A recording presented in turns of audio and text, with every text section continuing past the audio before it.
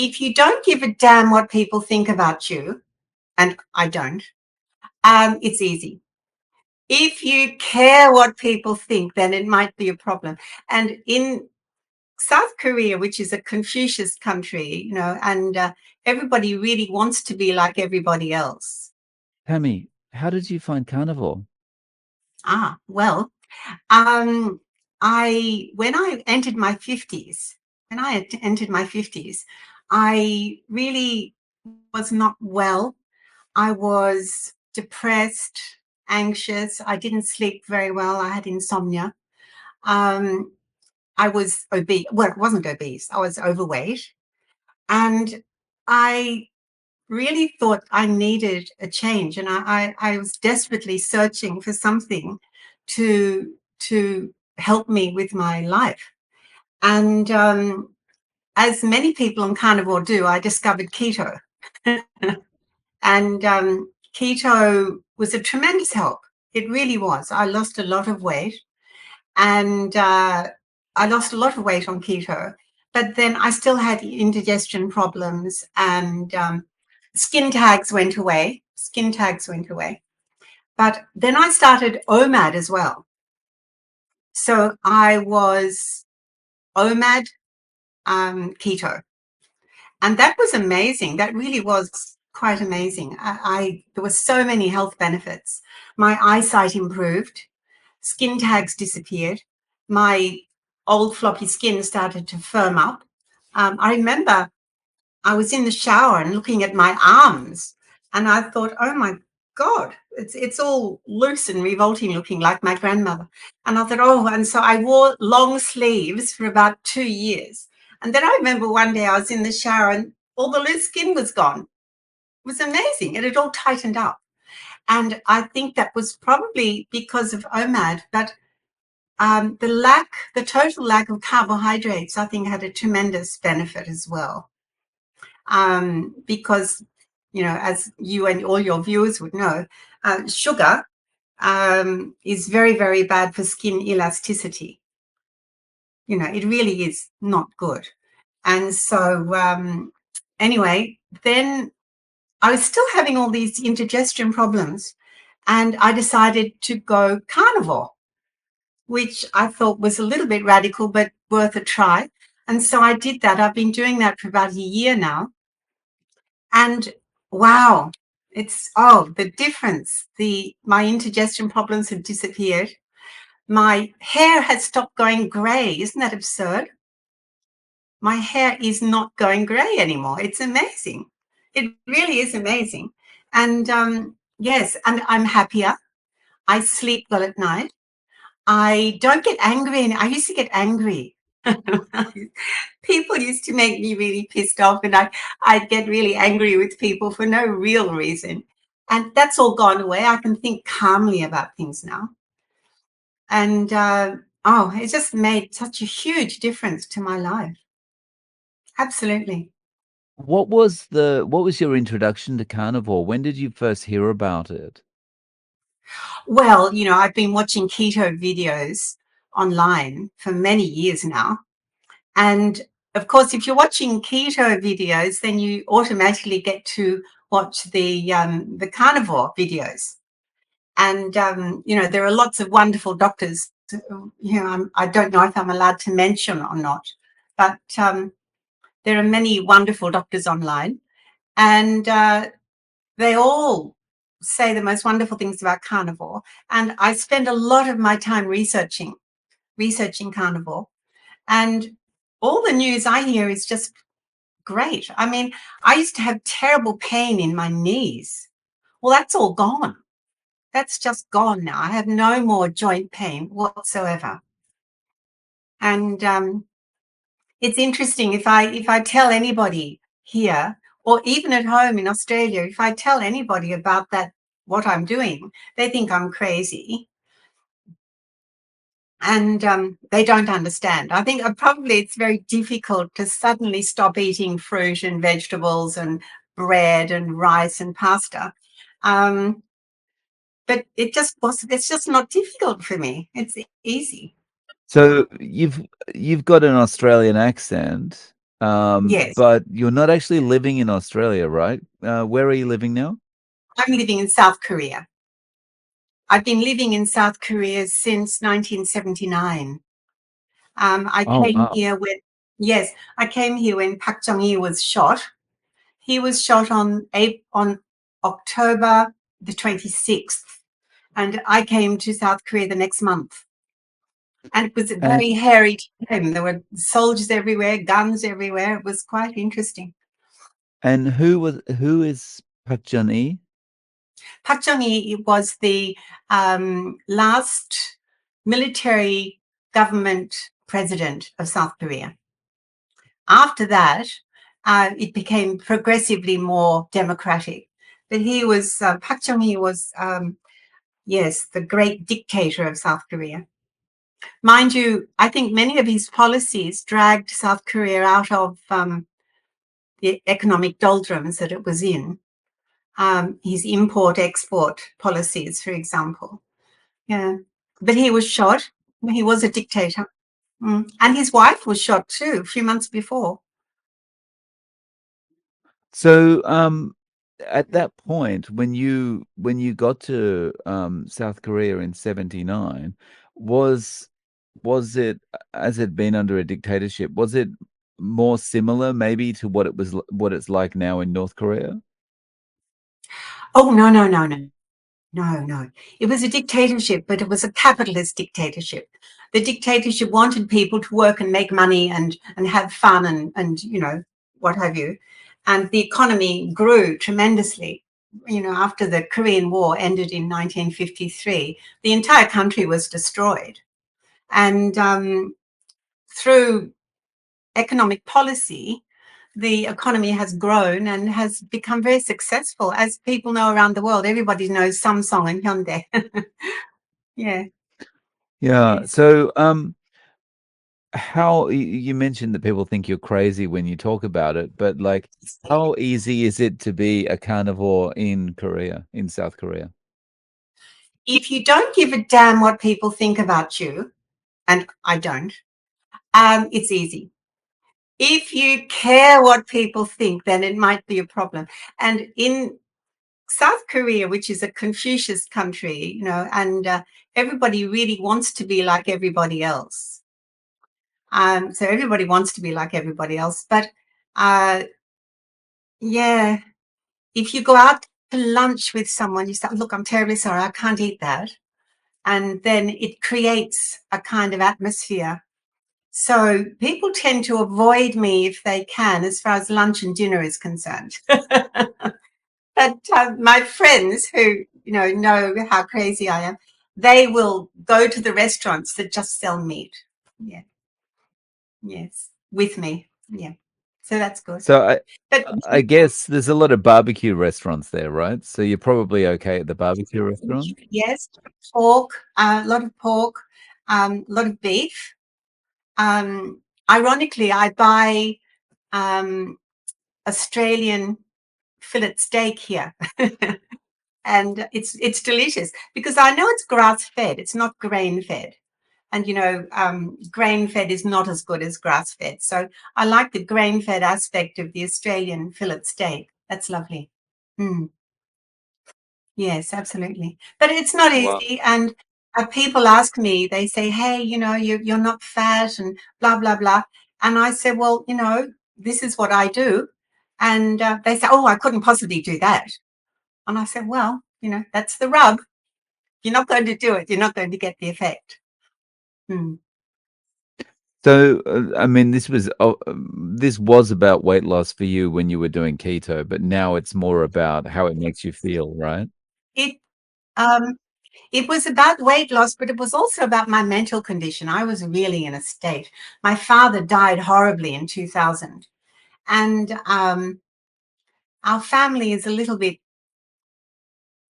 conservative and not as calming as one would like, I suppose. And I was in a terrible, terrible state mentally. I really was. And keto, OMAD, and carnivore have helped me survive that. So I would say, if you're going through mental trouble of any kind, if you've thought of committing suicide, if you can't sleep, if you have all these awful mental problems, I would say carnivore is fantastic for you. The very sad thing is that people with these problems often don't have the clarity of mind to think that that would be a good idea. And they don't have the ability to do the research, which is really sad. And that's another thing about carnivore, tremendous clarity of mind. I mean, they talk about brain fog. Well, wow, I was like London on a rainy day. It was just, pea super. That was my brain. And now I can remember things easily. It's incredible. I used to think of something. I thought, oh, what was the name of that song? And I was trying to think of it. I'd write down that I was trying to think of this song, and it would come to me like 3 days later. Well, now I don't have that problem. So they say that Alzheimer's, or what's the other word for Alzheimer's? Dementia. Dementia, yeah. They say that it's type 3 diabetes. Well, I totally agree. Because now that I'm on carnivore and moving very, very quickly away from anything diabetic, yeah, my brain has become so clear. Now, to be honest, I've never had a very clear brain, even when I was a child. So it's wonderful to be able to use my brain to somewhere towards its capacity. It's good. How are you eating day to day? Well, I eat once a day. I drink a lot of water. I drink chamomile tea or peppermint tea. I eat dairy. I eat eggs, of course. I think eggs are wonderful. One egg is just like a vitamin pill, isn't it? I eat steamed eggs. I put eggs and fish together and make a steamed thing, and I eat that. I have steak. Yeah, that's what I do. And so, like, are you eating that as a breakfast, as a dinner, or as a lunch? I usually eat at 11 o'clock during the day, or if I'm having lunch with friends at 12 o'clock. Is this it for you? You'd like to stay carnivore for life? Oh, heavens, yes. Oh, yes. I have had so many benefits from eating carnivore.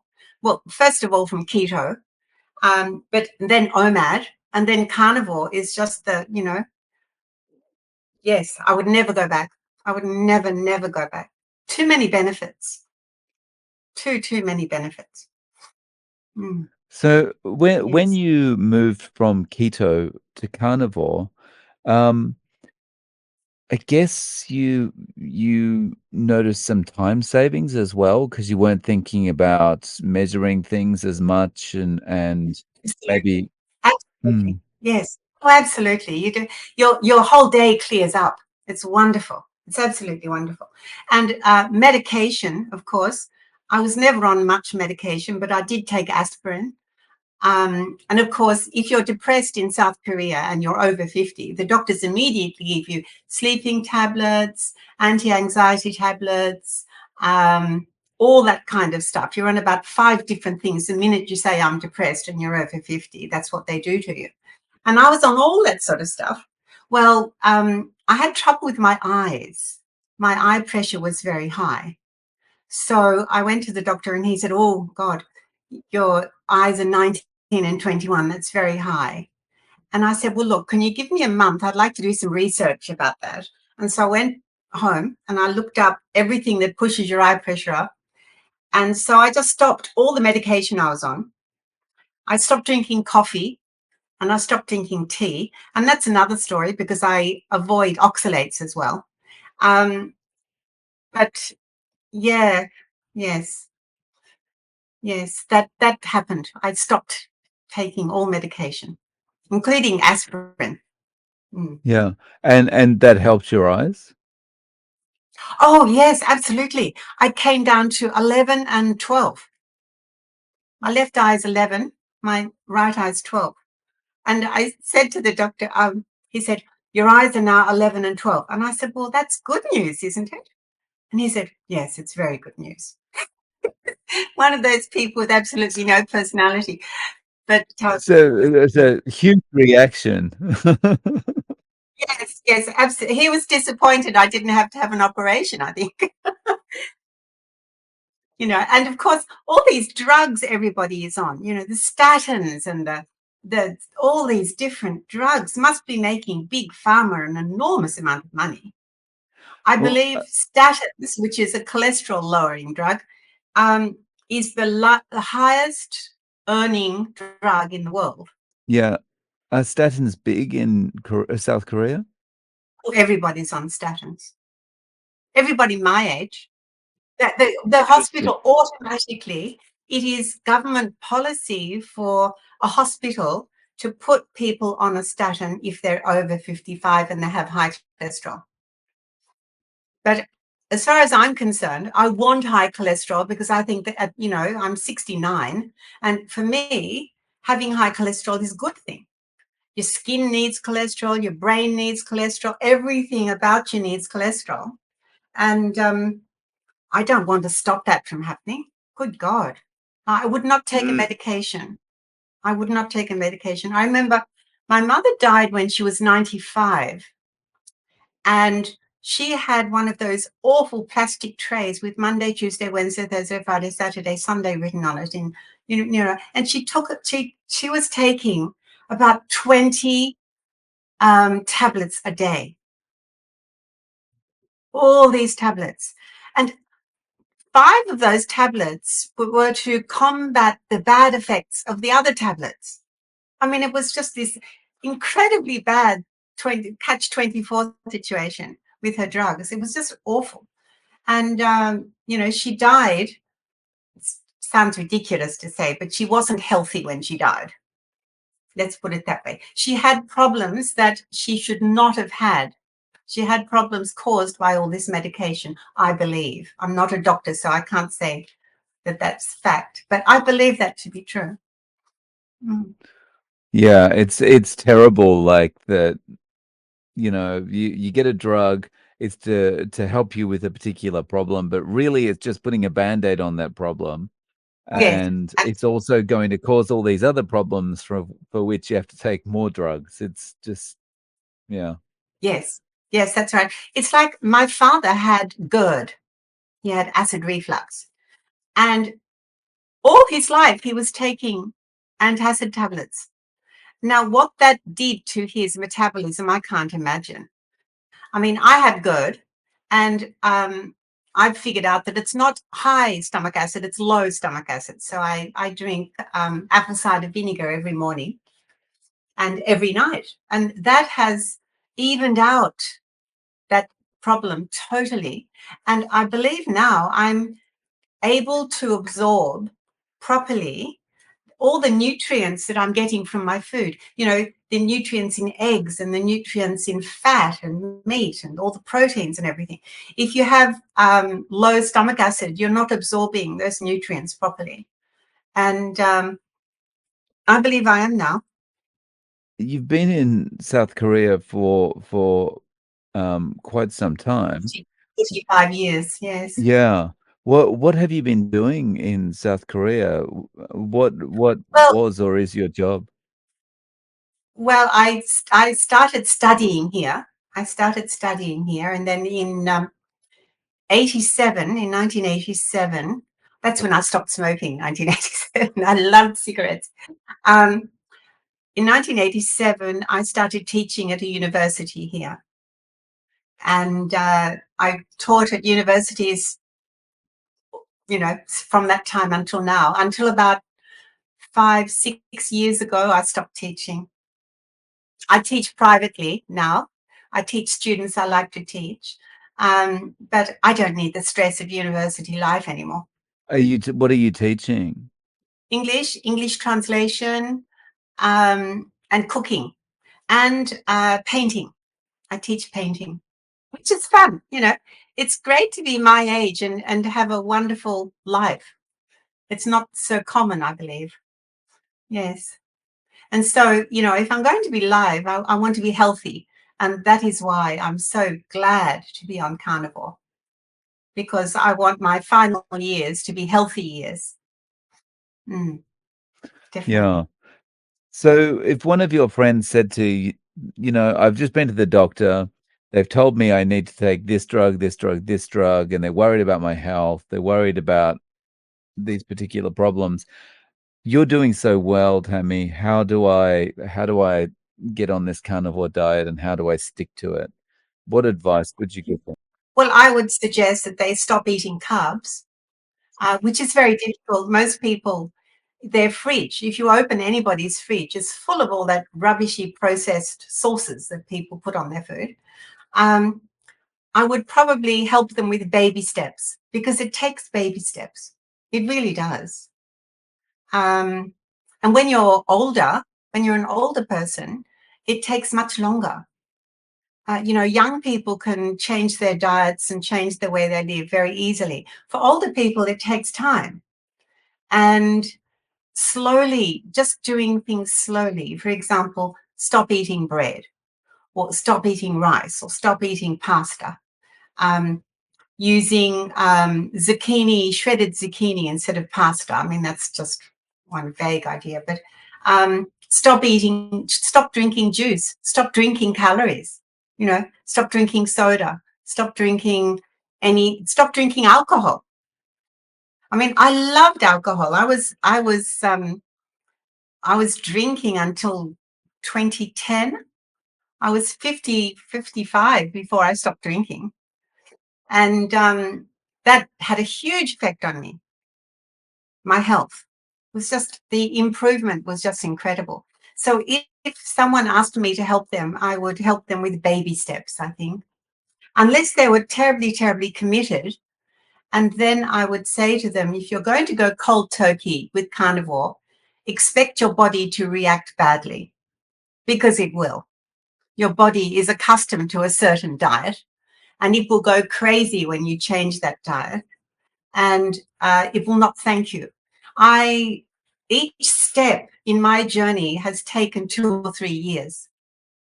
It took me 2 or 3 years to get accustomed to keto, 2 or 3 years to become accustomed to OMAD, and it's taken me a good year to become accustomed to carnivore. My indigestion problems were terrible. So I think many people, possibly, when they start keto or carnivore, they start getting health problems. For example, oxalate dumping is awful. If you stop eating oxalates and you start oxalate dumping, that is horrific. And so many people think, oh, no, this is no good for me. It's having a bad effect. And they go back to eating oxalates. So you've got to be a bit of a tough cookie, I think. You have to be tough. You have to say, well, my research tells me this, and I've got to bloody well stick with it. If I don't stick with it, it's not going to work. That's what I would have to say. There's nobody around me who wants to go carnivore. I haven't met anybody. That's why I love your channel, because I can actually see people who are doing carnivore, and it's wonderful. Yeah, I think you're in a very similar position to me. Living in South Korea is a little bit like living in Japan, I think, with the cultural aspects around Yes. food, yeah. Yeah. So if people want to reach out to you, Tammy, do you have any social media or any way of them getting in contact? No, I have one friend on Facebook because that's my sister in Australia, because I ring her and it's free. So anybody can call me on Facebook. That's fine, anytime. Anybody I would like to help people who want to start on this journey, and it's a bloody difficult journey. And so, if I can help in any way, I would love to. Yes. Absolutely. So is it okay if I link to your Facebook profile in the show notes? Absolutely. Yeah, Tammy. Thank you. Yep, absolutely, Thank you. absolutely. If people want to talk about it, I think that's something that we should. And when I say we, I mean you and I, people who are, you know, well into the carnivore lifestyle. It's our duty to help people who want to try it, because we know how good it is. We know how helpful it is. Tammy, thank you so much for coming on and sharing your story with us. I really appreciate your time. You're very welcome.